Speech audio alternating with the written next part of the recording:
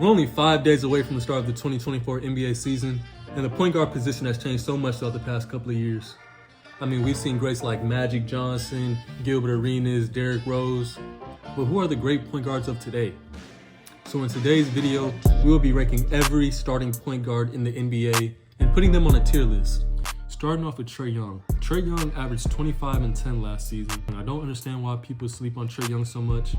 What he lacks on defense, I feel like he makes up offensively.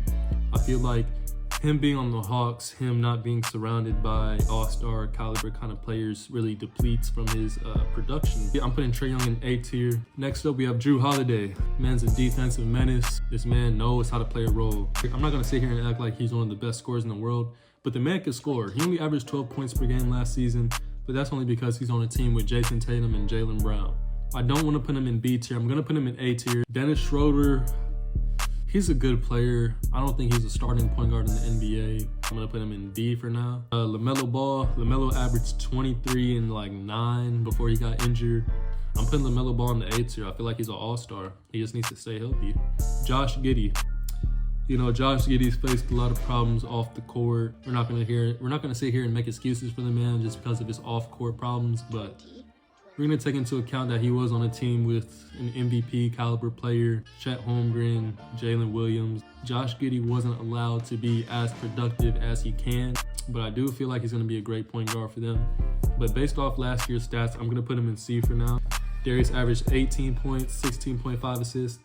And I know that sounds amazing, but just me watching Darius Garland from his rookie year, I expected him to be 20 points per game, 8 assists, basically like Trae Young now. So for that, I'm going to put Darius Garland in B. He's going to be our first B player.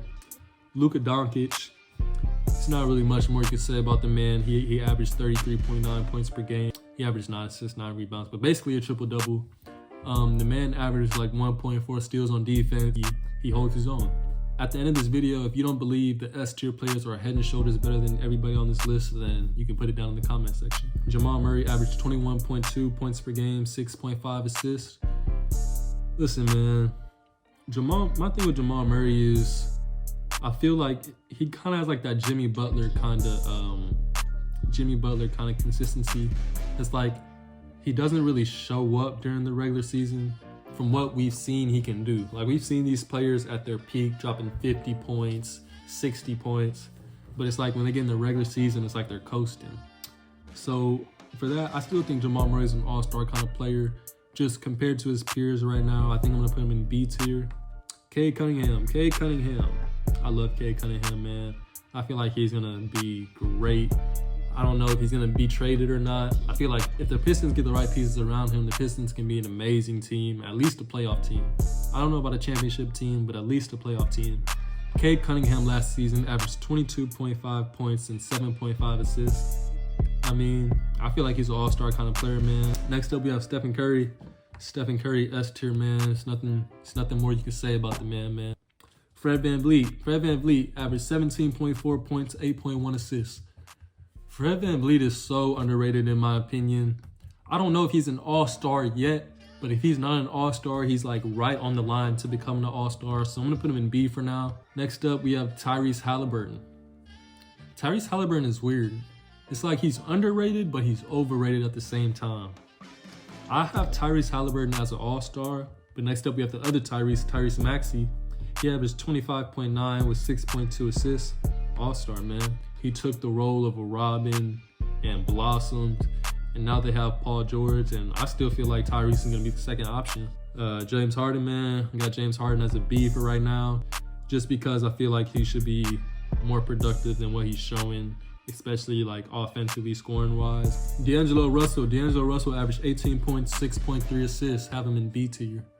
He's the average point guard you want in the NBA. If you needed a starting point guard who's not an S caliber player and was mid, you got D'Angelo Russell. Ja Morant in A tier. The 9 games he played, I believe he averaged 26. The year before he averaged 25, 9 assists. So premier point guard, premier all-star. Right here we have Terry Rozier. On ESPN, they have Tyler Hero as point guard. So we're gonna imagine this is Tyler Hero for now and put him in B. He averaged 20 points, 5 assists. Damian Lillard averaged 24.3 and 7 assists. I have Damian Lillard barely scratching All-Star. Mike Conley, I have Mike Conley in C tier. Mike Conley is a great guard, prototypical point guard. Assist to turnover ratio goes crazy. It's just production. I feel like if he was on a team where he needed to do more, he could do more. But just based on last year's stats, I have him as a C for right now. DeJounte Murray averaged 22.5 points, 6.4 assists, 5.3 rebounds, two steals a game. Two-way monster, bro. I have him in A tier. Jalen Brunson is an all-star in my opinion. Carried the Knicks. 6'2" demon. He shot 47.9% from the field and 40.1% from three. 28.7 points per game, 6.7 assists. Next up, we have Shai. Have Shai in S tier, man. There's not much more you can say about the man. Two-way demon. 30 points per game, 6.2 assists, 5.5 rebounds. He shot 53.5% from the field. He averaged 2 steals, 0.9 blocks per game, so basically a block per game. Two-way defensive minutes, bro. Jalen Suggs, I have Jalen Suggs in C tier. I feel like this year he's going to move up to B tier with a bigger role, but for right now, we have him in C tier. Same thing with Tyus Jones. Scoot Henderson, we have Scoot Henderson at D for right now. Scoot did average 14 points and 5.4 assists, but his shooting splits were 32 from the three-point line and 38 from the field. And honestly, bro, like missed shots are the same thing as turnovers. So if you're shooting under 40% as a guard, it's not good. It was his rookie season. We're not holding that against him. We're not saying he's a bad player. It's just based off last season. That's what the stats showed. De'Aaron Fox is A tier, right about to be an S tier. I swear he's right on the line. De'Aaron Fox averaged 26.6 points, 5.6 assists, 2 steals per game, 0.4 blocks. Two-way, bro. I'm telling you, he's a two-way menace, bro. I feel like he's better than Jalen Brunson. Honestly, we're gonna drop Drew. We're gonna drop Drew to B.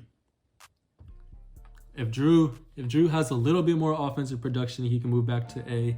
Milwaukee Drew is A. Celtics Drew is B. Chris Paul. I had a tough time with this one, putting him with C and B. But we're putting Chris Paul in C. We know he can still produce. It's just that the numbers. Emmanuel Quickley averaged 18.6 and 6.8 assists. Now, we have him in B. He got traded mid-season. He got a bigger role, which allowed him to score more, facilitate more. Jordan Poole averaged 17.4 points per game, 4.4 assists. Shooting splits 32.6 from three and 41.3% from the field. Jordan Poole, I want to put him in C. So I am. We have Keontae in D2. Basically the same situation as Scoot, coming in your rookie year. Just learning the game, man. So this is my final list, man. S tier, I feel like these players are head and shoulders better than everybody else. Everybody in A tier, I'm looking at these guys as all-stars.